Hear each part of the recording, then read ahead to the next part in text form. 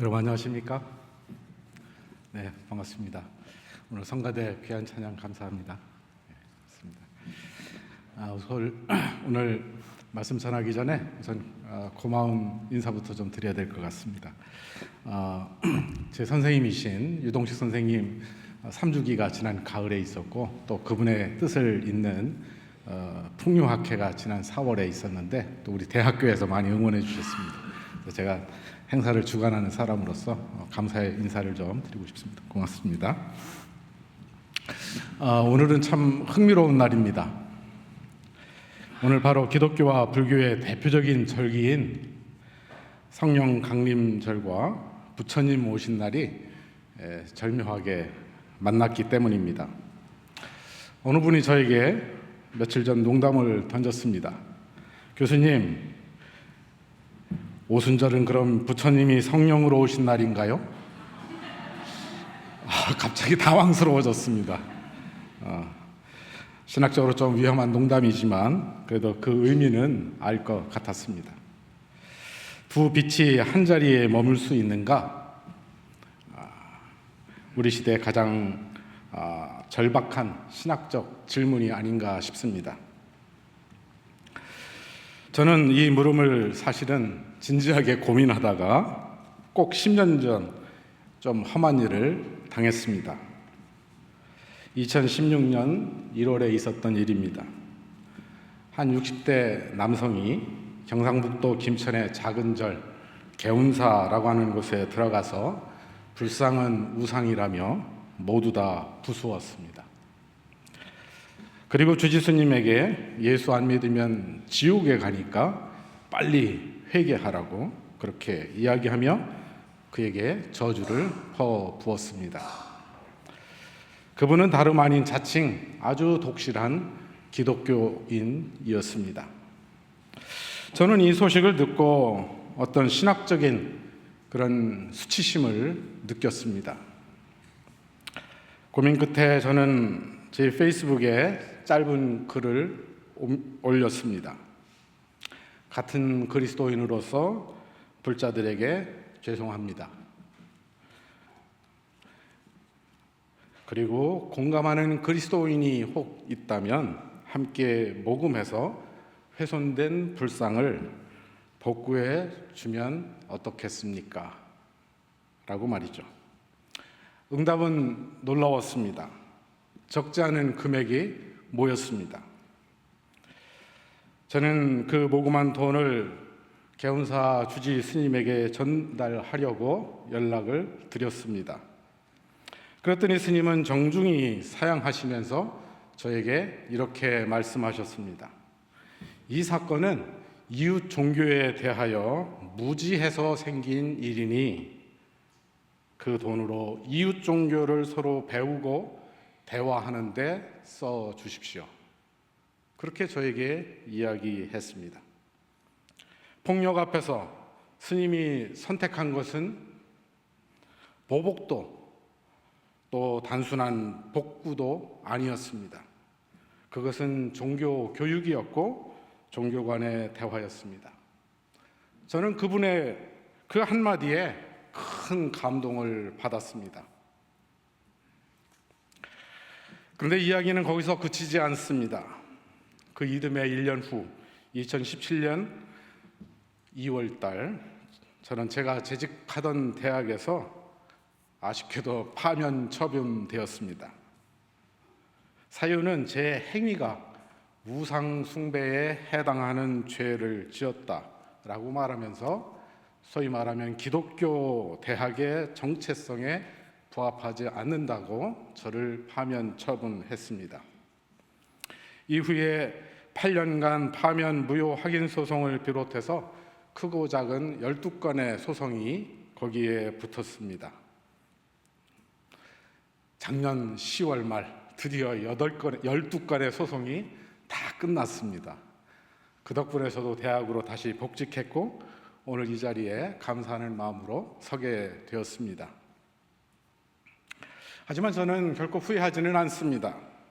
왜냐하면 저의 사건 이후로 심심치 않게 벌어졌던 개운사 회불 사건과 같은 그런 비슷한 사건이 거의 일어나지 않고 있기 때문입니다. 그래서 오늘 저는 그 8년이 제게 남긴 가장 깊은 질문, 그 하나를 여러분과 잠시 나누려고 합니다. 그것은 참 기독교인이란 세상과 담을 쌓고 벙커 안에 안주하는 존재인가? 아니면 성령의 바람에 따라 경계를 넘나드는 그런 존재인가? 하는 문제입니다. 여러분은 어떻게 생각하십니까? 오늘 우리에게 주어진 성서 전과의 말씀은 크게 세 개입니다. 요한복음 20장, 고린도전서 12장, 그리고 사도행전 2장의 말씀입니다. 저는 오늘 전과에 따라서 세 말씀을 묵상하면서 마치 세 폭으로 된 하나의 멋진 병풍 그림 같다고 하는 상상을 해봤습니다. 우선 첫 번째 그림은 잠긴 문을 그린, 말하자면 두려움의 신학을 표현한 그림이었습니다. 요한복음 20장 19절은 이렇게 시작합니다. 그날 곧 안식 후 첫날 저녁 때에 제자들이 유대인들을 두려워하여 모인 곳에 문을 닫았더니 저는 이 구절을 읽을 때마다 마음이 서늘해집니다. 왜냐하면 부활하신 주님을 만나기 직전에 그 제자들의 모습이 바로 오늘 마치 우리 한국교회의 자화상 같기 때문입니다. 두려움 때문에 문을 걸어 잠근 모습 말이죠. 저는 이것을 신학적으로 벙커의 신학이라고 이름을 붙입니다. 세상이 무서울수록, 다른 신앙이 내게 낯설수록 문을 더 굳게 잠그고 담을 높이 쌓고 안으로 숨어 들어가는 겁니다. 그리고 그 안에서 우리는 점점 더 작아지고 폐쇄적으로 되어지고 개토화되는 겁니다. 정체성이라고 하는 이름으로 배제를 통해서 더 속 좁은 정체성을 지키기 위해 그것을 강화하고, 신앙은 또 미움으로 변질되는 모습입니다. 개운사에 들어갔던 그 기독교 신자, 그런 존재처럼 말이죠. 두 번째 그림은 숨을 내쉬며 평화를 선언하는 성령을 그린 그림입니다. 부활하신 예수께서는 두려움에 잠가버린 벙커의 문을 그냥 통과해 들어오십니다. 그리고 주님은 두 가지를 하셨습니다. 먼저는 평화를 선포하십니다. 너희에게 평화가 있기를. 여기에 우리 신앙의 비밀이 있습니다. 우리가 잠근 문은 주님께 결코 닫힌 적이 한 번도 없다는 사실입니다. 우리가 닫은 문을 주님은 통과하여 그 너머에 이미 들어와 계실 수 있다는 말씀입니다. 우리가 저쪽은 어둠이야, 지옥이야 라고 단정한 그 자리에 빛은 먼저 들어와 계실 수도 있다는 말씀입니다. 그리고 그곳에서 성령은 평화를 선포하십니다. 너희에게 평화가 있기를. 그 다음에 부활하신 주님은 그들을 향하여 숨을 내쉬며 이렇게 말씀하셨습니다. 성령을 받아라. 여기서 숨을 내쉰다라고 하는 엠피사우라고 하는 단어는 70인역 창세기 2장 7절에 하나님이 흙으로 사람을 만드시고 생기를 불어넣으셨다라고 하는 그 말씀에 사용된 단어이기도 합니다. 부활하신 주님이 잠긴 방에서 하신 이 일은 다름 아니라 생기를 불어넣는 그 새 창조의 일이었습니다. 벙커 속에서 두려움에 굳어있던 공동체는 그 숨으로 다시 생기를 얻게 된 겁니다. 그렇습니다. 성령은 우리를 잠긴 방 안에서 두려움에 쌓여 있도록 만드시는 분이 아니십니다. 대신에 성령은 잠긴 문을 통과하시는 분이시고 평화를 선포하시는 분이시고 또 두려움에 잠긴 사람들의 마음을 활짝 열어 젖히는 분이십니다. 그리고 문 밖으로 우리를 당당히 내어 보내시는 분이십니다. 21절입니다. 아버지께서 나를 보내신 것 같이 나도 너희를 세상에 보낸다. 그렇습니다. 성령을 받았다는 의미는 세상 속으로 보냄을 받았다는 뜻입니다. 성령을 받은 존재는 나의 방에 갇혀서 두려움에 머무는 존재가 아닙니다. 오히려 세상 밖으로 당당히 나가는 존재입니다. 세 번째 그림은 오순절의 불로서 차이를 넘어서는 성령에 대한 그림입니다. 사도행전 2장에서 우리는 요한복음에 그려진 영과는 다른 또 다른 성령의 얼굴을 보게 됩니다. 오순절날 제자들이 한자리에 모였을 때 급하고 강한 바람 같은 소리가 있어 마치 불의 혀처럼 갈라지는 것들이 그들에게 보여 각 사람 위에 하나씩 임하여 있더니 그들이 다 성령의 충만함을 받고 성령이 말하게 하심에 따라 다른 언어로 말하기 시작하더라. 저는 이 본문에서 가장 놀라운 단어가 갈라짐이라고 하는 단어라고 생각합니다. 성령은 한 모양으로 임하지 않습니다. 갈라진 모양으로 임하십니다. 통일된 한 언어가 아니라 각 사람이 난 각각의 방언으로 임하십니다.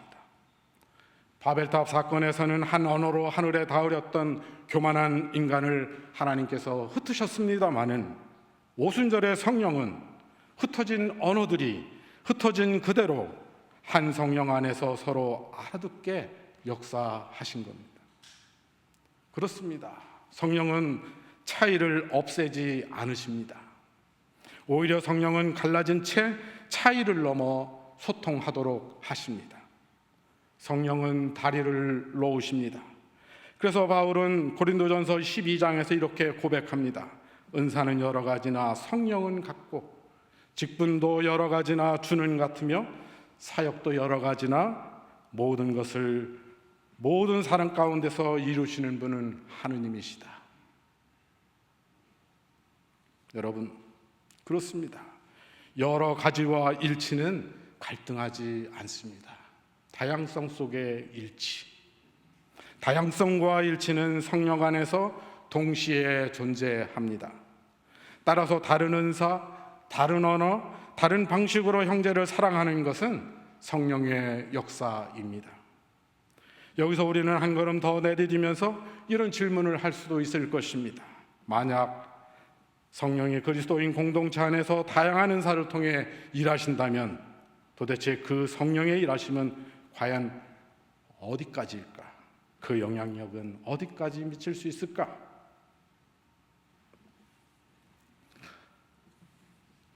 사랑하는 여러분, 1990년도 세계교회협의회 WCC는 바르 선언이라고 하는 바르 스테이트먼트라고 하는 위대한 신앙 고백을 하였습니다. 그 고백문에 이런 귀절이 있습니다. 잘 들어보십시오. 종교적 다원성은 하나님께서 역사 속에서 여러 민족과 관계 맺으신 그 다양한 방식의 결과이다. 다시 한번 읽어드리겠습니다. 종교적 다원성은 하나님께서 역사 속에서 여러 민족과 관계 맺으신 그 다양한 방식의 결과이다. 그렇습니다. 이 신앙 고백은 신앙의 후퇴가 아니라 삼위일체 하나님의 활동 범위에 대한 아주 위대한 신앙 고백이라고 저는 믿고 있습니다. 우리가 잘 아는 정현종 선생님께서 이런 노래를 하셨습니다. 사람이 온다는 것은 실로 어마어마한 일이라고요. 왜냐하면 한 사람의 일생이 함께 오기 때문이죠. 저는 이 식구를 회상할 때마다 다른 종교를 가진 한 사람이 내게 다가올 때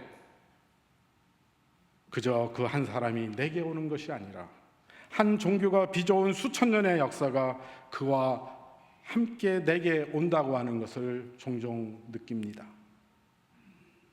무슬림 형제 한 분이 우리에게 반갑게 인사할 때 그 반가운 웃음 속에는 1400년 코란의 묵상이 그 인서 속에 숨어 있습니다. 불교 신자 한 분이 우리를 만나 반갑게 합장할 때 2500년의 명상의 깊이가 그 두 손바닥 사이에 존재합니다. 성령의 사람은 이 어마어마한 한 사람이 내게 다가올 때 결코 무서워 도망치지 않습니다. 두려워하지 않고 또 흡수해 버리려고도 하지 않습니다.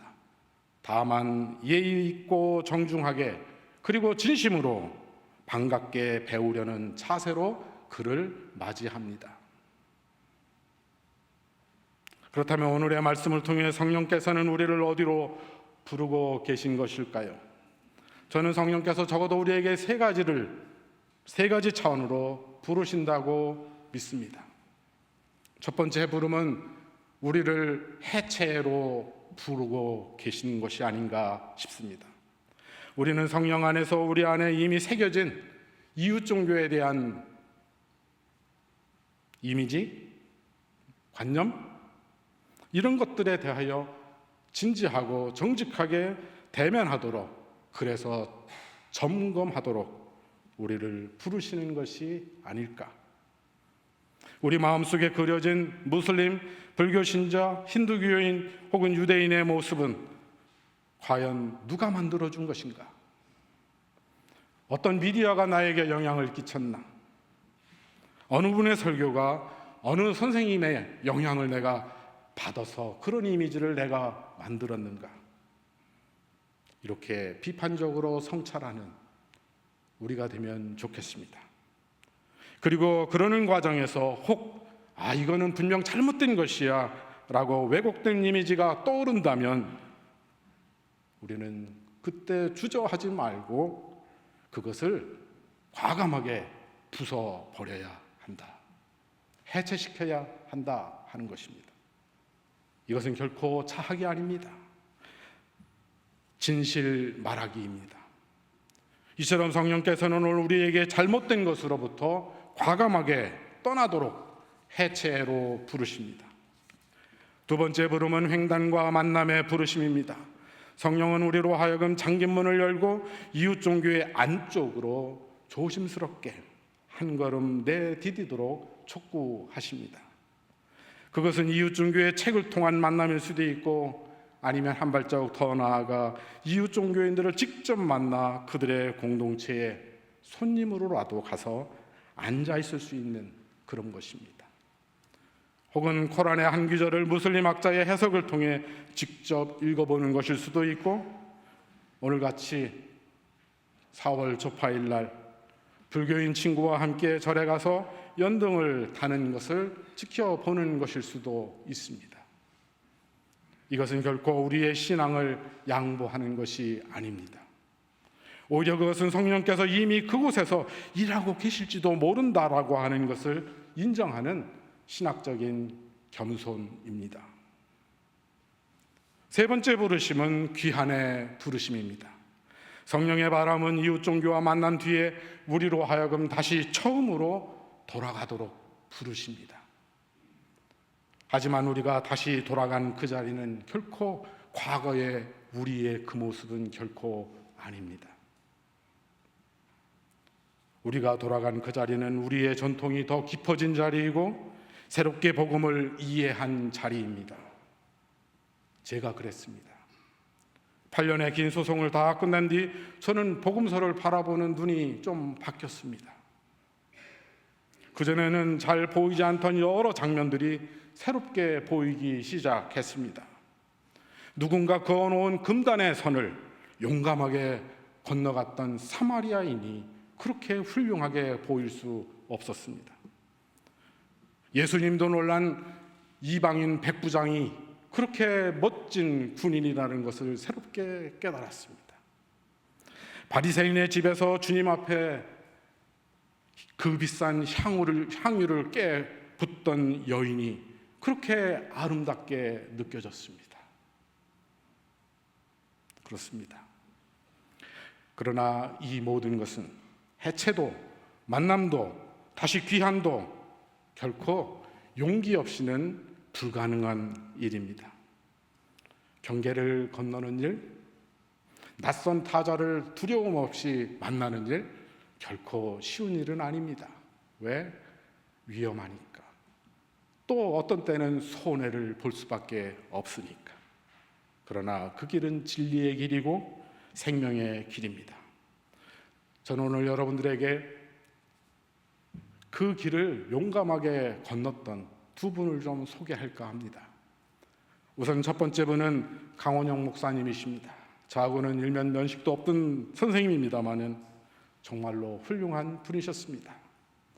그분은 1965년, 지금으로부터 꼭 60년 전입니다. 군사정권의 포갑이 종교를 옥죄던 시절에 크리스천 아카데미를 세우셨습니다.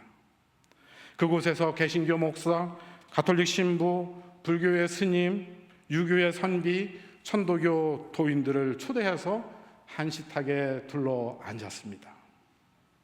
당시 보수적인 한국교회는 목사님을 일컬어 종교 혼합주의자라고 비난했습니다. 정보기관도 그분을 감시했습니다. 그러나 그분은 결코 그 일을 멈추지 않았습니다. 그 결과 이제 한국교회에서 종교 간 대화는 더 이상 낯선 일이 아닌 게 되었고 위험한 일은 더더욱 아닌 것이 되었습니다. 또 다른 한 분은 얼마 전 작고하신 프란시스코 교황이십니다. 그는 2019년 2월 아부다비에서 수니파 이슬람 최고 지도자 아흐마드 알타이예브 이맘과 한자리에 앉았습니다. 두 분은 그날 인간 형제의 문서 Document on Human Fraternity라고 하는 문서에 공동 서명했습니다. 그 문서에는 이런 내용이 포함되어 있습니다. 인용하면 모든 신앙인은 서로를 형제 자매로 받아들이고 함께 평화를 짓는 일에 부르심을 받았다. 그렇습니다. 정말로 위대한 신앙 고백입니다. 가톨릭 교회와 수니파 이슬람 최고 지도자가 함께 서로의 종교를 존중하면서 서로를 무엇이라고요?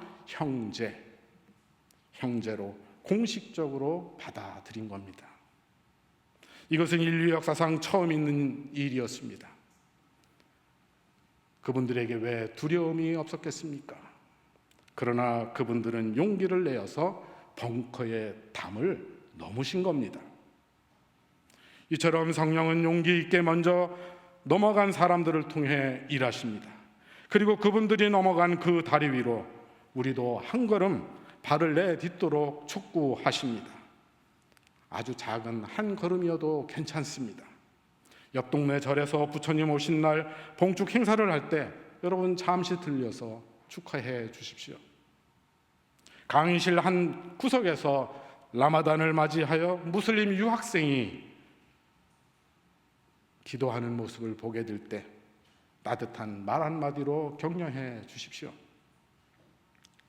자녀에게 저 종교는 좀 이상해 라고 가르치는 대신에 우리 함께 좀 알아볼까? 라고 말하는 것. 이 작은 일들이 우리 한국 사회에서 종교 간의 갈등을 줄이고 평화의 다리를 짓는 일입니다. 특별히 오늘 제 모교이기도 한 연세대학교에서 이 말씀을 전하게 되어 제게는 참 뜻깊습니다. 우리가 다 잘 알듯이 연세는 1885년 언더우드 선교사의 선교적 비전 위에 출발하였습니다. 그러나 이 학교는 그저 한국 땅에 이식된 서양 기독교에 만족하고 안주하지 않았습니다. 연희전문 시대로부터 정인보, 백낙준, 최현백 이런 기라성 같은 국학의 거장들이 이 자리에 모여들었습니다. 외솔 최현배 선생은 일제하에서 한글을 가르쳤고 용재 백낙준 선생은 한국 기독교의 역사를 한국 정신문화라고 하는 토대 위에서 재해석했습니다. 윤동주 시인은 별을 헤아렸고 1948년 동방연구소가 세워져 오늘 국학연구원으로 발전하였습니다. 그리고 제가 여러분 우리 모두가 존경했던 유동식 선생님은 바로 이곳에서 북유신학이라고 하는 위대한 한국신학을 창안하셨습니다. 다시 말해 연세는 기독교와 한국학이라고 하는 두 축을 통해 위대한 학문의 공동체를 만들어낸 것입니다. 우리가 그것을 결코 잊어서는 안 되겠습니다. 말하자면 종교 간의 대화는 우리 연세의 DNA입니다. 이제 결론을 맺겠습니다. 사랑하는 여러분, 켈트 기독교 전통에 카올 아이트라고 하는 표현이 있습니다. 얇은 곳, thin place라고 하는 뜻입니다. 그것은 하늘과 땅 그 넓은, 그 긴 간격, 그 거리가 유난히 얇아지는 곳. 그래서 영원히 시간을 뚫고 비쳐나오는 그 자리가 카올 아이트입니다. 저는 종교의 경계가 두려움으로 맞이할 때는 벽이 되지만 사랑과 용기로 마주할 때는 바로 그것이 얇은 곳이 될 수 있다고 믿고 있습니다. 그 얇은 곳은 하나님의 거룩이 새어나오는 자리이고 부활하신 주님은 바로 그곳 얇은 곳을 통해서 통과해 들어오십니다.